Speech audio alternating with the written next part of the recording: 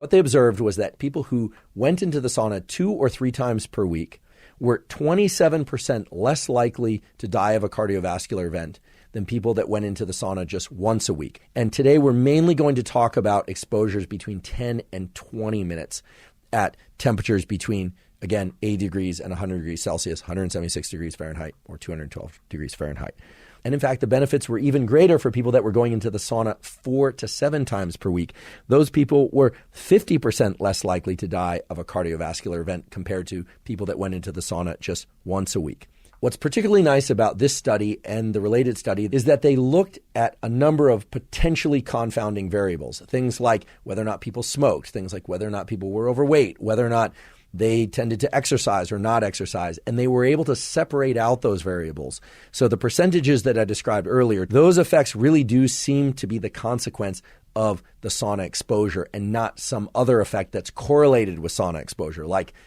going to the gym where people are working out 7 times a week and then also happen to get into the sauna, or quitting smoking right about the same time they adopt a sauna protocol, these sorts of things. And now there have been additional analyses of the use of sauna for improving health, or I should say for offsetting mortality,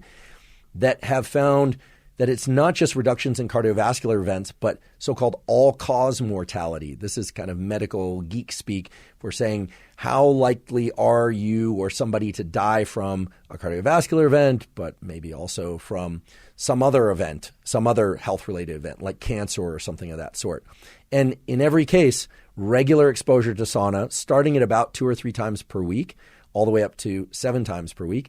greatly improves, meaning statistically significant improvements in longevity in the sense that people are less likely to die of